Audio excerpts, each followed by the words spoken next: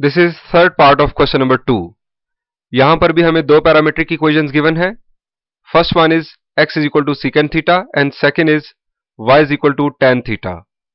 इन parametric equations को देखिए और जरा रिकॉल कीजिए ये किस ज्योमेट्रिक शेप की पैरामीट्रिक इक्वेशंस हैं। चलिए मैं आपको ऑप्शंस देता हूं, सर्कल, एलिप्स या हाइपरबोला। जी जी बिल्कुल, ये हाइपरबोला की पैरामीट्रिक इक्वेशंस हैं। इन पैरामीट्रिक इक्वेशंस का ग्राफ बनाने के लिए हम डिफरेंट प्रोसीजर अडॉप्ट करेंगे। हम पैरामीटर को रिमूव करेंगे, जिस तरह हमने एक्सरसाइज 1.1 में पैरामीटर को रिमूव किया, और एक इक्वेशन फाइंड आउट करेंगे जिसमें पैरामीटर मौजूद नहीं होगा। फिर उस इक्वेशन को सामने रखते हुए डोमेन फाइंड आउट करेंगे एंड देन ग्राफ ड्रॉ करेंगे, that will be a hyperbola. अब जरा देखिए कि यह पैरामीटर किस तरह रिमूव होगा। आप रिकॉल भी कर सकते हैं जिस तरह हमने एक्सरसाइज 1.1 में डिस्कस किया। जी, हम स्क्वायर करेंगे इन दोनों इक्वेशंस को कुछ इस तरह से। इस इक्वेशन को नाम दे 1 का, इस इक्वेशन को 2 का। Now we will subtract 2 from 1 like this. Right side पर है secant square theta minus tan square theta. हमने सब्ट्रैक्ट इसलिए किया कि secant square theta minus tan square theta आप जानते हैं 1 के इक्वल होता है according to this formula. Secant square theta is equal to 1 plus tan square theta, और यहां से अगर हम secant square theta minus tan square theta की वैल्यू कैलकुलेट करें, इट विल बी 1। सो यहां पर हमें मिलेगा 1 और पैरामीटर रिमूव हुआ। यह है हमारे पास हाइपरबोला की simple equation, that is x square minus y square is equal to 1। अब यहां हम y को सब्जेक्ट बनाएंगे। y को सब्जेक्ट बनाने के लिए माइनस वाई स्क्वायर को दूसरी तरफ शिफ्ट करेंगे, 1 x स्क्वायर के साथ शिफ्ट होगा, सब्ट्रैक्ट होगा, और फिर y की वैल्यू फाइंड आउट करने के लिए हमें स्क्वायर रूट लेना होगा दोनों ही तरफ, कुछ इस तरह से। यह है y की value plus minus square root of x square minus 1। अब जरा देखिए y की दो वैल्यूज हैं, एक प्लस के साथ और एक माइनस के साथ। यानी एक इनपुट अगर आप देंगे तो आपको दो आउटपुट्स मिलेंगी, एक पॉजिटिव एक नेगेटिव। तो इससे क्या जाहिर हुआ कि ये रिलेशन फंक्शन नहीं है, क्योंकि आपको याद होगा हमने डिस्कस किया था कि अगर एक इनपुट के बदले आपको एक से ज्यादा आउटपुट्स मिले तो ऐसा रिलेशन फंक्शन नहीं होगा। So it is just a relation. अब बात करते हैं इसकी डोमेन की। हमारे वेरिएबल पर स्क्वायर रूट गिवन है, और जब भी स्क्वायर रूट गिवन हो हमें देखना होता है कि यहां स्क्वायर रूट के नीचे जीरो कब मिलेगा। तो कब मिलेगा जीरो? किस x वैल्यू पर हमें जीरो मिलेगा? जी, 1 पर जीरो मिलेगा। और इसके अलावा एक और नंबर भी है। जी बिल्कुल, आप सही सोच रहे हैं, हम -1 अगर पुट करेंगे तब भी जीरो मिलेगा। सो डोमेन डिसाइड करने के लिए हम इन दोनों नंबर्स को रियल लाइन पर इस तरह से लिखेंगे, this is -1 and this is 1। यहां मिडिल में हमारे पास है जीरो, राइट साइड पर पॉजिटिव इंफिनिटी, लेफ्ट साइड पर माइनस इंफिनिटी। -1 और 1 लिखने से हमारी रियल लाइन के 3 हिस्से हो गए। आप किसी एक हिस्से में से कोई एक नंबर इस रिलेशन को इनपुट दें और देखें कि क्या यह रिलेशन डिफाइंड होगा। चलिए हम सिंपलेस्ट नंबर लेते हैं, दैट इज 0। इस मिडिल पोर्शन में से 0 इनपुट कीजिए। 0 का square 0 -1, square root of -1 will be a complex number, यानी इस मिडिल पोर्शन में यह रिलेशन डिफाइंड नहीं है। राइट से कोई नंबर चूज कीजिए।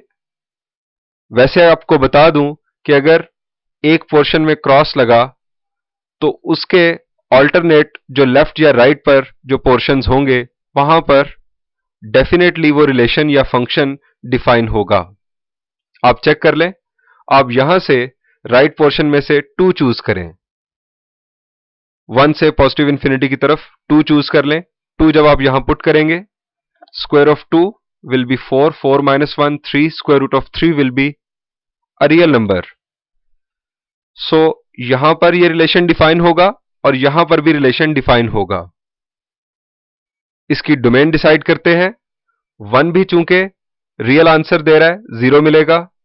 सो 1 से पॉजिटिव इंफिनिटी की तरफ और -1 से नेगेटिव इंफिनिटी की तरफ इसकी डोमेन होगी। 1 और -1 दोनों इंक्लूडेड होंगे।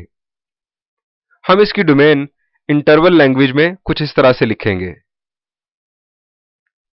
Domain is equal to an interval starting from -1 included -1 going towards -infinity, union an interval starting from 1, 1 is included going towards positive infinity। आइए अब इन दोनों इंटरवल्स के लिए सेपरेट टेबल्स बनाते हैं और फिर ग्राफ ड्रॉ करते हैं। ये हमारा टेबल हमने बनाया 1 से पॉजिटिव इंफिनिटी के लिए। हमने सिर्फ 3 वैल्यूज चूज की, आप इससे ज्यादा वैल्यूज भी चूज कर सकते हैं। 1 पर आउटपुट 0, 2 के लिए 2 आउटपुट्स ±1.7 और 3 के लिए भी 2 आउटपुट्स। आप कैलकुलेट करके बहुत आसानी के साथ समझ भी सकते हैं और वेरीफाई भी कर सकते हैं। इसी तरह दूसरे इंटरवल के लिए हमने 3 वैल्यूज ली। आइए अब XY प्लेन पर इन पॉइंट्स को प्लॉट करते हैं और फिर ज्वाइन करते हैं। फर्स्ट टेबल फॉलो करेंगे। 1 पर आउटपुट 0, यह है पॉइंट। 2 पर 2 आउटपुट्स हैं, पॉजिटिव 1.7 और नेगेटिव 1.7। ये हमें 2 पॉइंट्स मिल गए 2 के अगेंस्ट, और 3 के अगेंस्ट भी 2 पॉइंट्स होंगे। अब दूसरे टेबल के लिए देखिए, -1 से -इंफिनिटी के लिए -1 पर 0, -2 पर 2 आउटपुट्स और इसी तरह -3 पर भी 2 आउटपुट्स। अब सेपरेटली इन पॉइंट्स को ज्वाइन करेंगे। 1 से पॉजिटिव इंफिनिटी के लिए ज्वाइन करेंगे तो ये राइट ब्रांच बनी हाइपरबोला की, और इसी तरह ये लेफ्ट ब्रांच। आप देख सकते हैं कि इनके एंड्स पर एरो हेड्स बनाए गए हैं जो ये शो करते हैं कि ये नेवर एंडिंग है। चूंकि जो डोमेन है it is going towards positive infinity, इसलिए राइट साइड पर भी नेवर एंडिंग, और डोमेन -इंफिनिटी की तरफ भी अप्रोच कर रही है, सो लेफ्ट साइड पर भी इन्हें नेवर एंडिंग शो किया गया। इससे रेंज का भी अंदाजा हो रहा है। ये एंड्स अपवर्ड जा रहे हैं, यानी y की वैल्यू पॉजिटिव इंफिनिटी की तरफ, और ये एंड्स डाउनवर्ड जा रहे हैं। इससे ये मतलब होगा कि y की वैल्यू -इंफिनिटी को अप्रोच करेगी, यानी रेंज इस रिलेशन की ऑल रियल नंबर्स होगी। हमने डिस्कस किया था कि ये रिलेशन है, फंक्शन नहीं है। अब आप ग्राफ को देखकर बताएं कि क्या वाकई ये फंक्शन नहीं है। किस तरह टेस्ट करते हैं हम किसी ग्राफ को? जी, हमने एक टेस्ट पढ़ा था, that was vertical line test. क्या था वर्टिकल लाइन टेस्ट? जी, मैं आपको याद करवाता हूं। If a movable vertical line intersect a curve at more than 1 points then it will not represent a function. अगर एक मूवेबल वर्टिकल लाइन किसी कर्व को, किसी ग्राफ को एक से ज्यादा दफा इंटरसेक्ट करे तो वो कर्व फंक्शन को रिप्रेजेंट नहीं कर रही होगी। यहां पर अगर आप एक वर्टिकल लाइन ड्रॉ करें, राइट ब्रांच पर कर लें या लेफ्ट पर, तो वो वर्टिकल लाइन 2 दफा कट करेगी, जो ये चीज शो करेगी कि ये कर्व फंक्शन को रिप्रेजेंट नहीं कर रही। It is just a relation. एक और बात देखें कि हमें यहां सिमेट्री भी दिखाई दे रही है।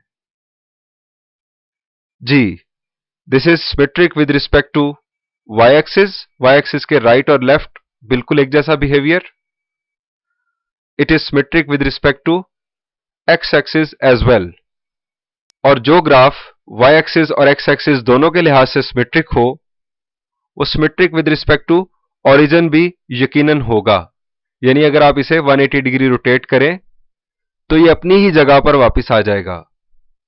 यहां पर यह सॉल्यूशन एंड हुआ.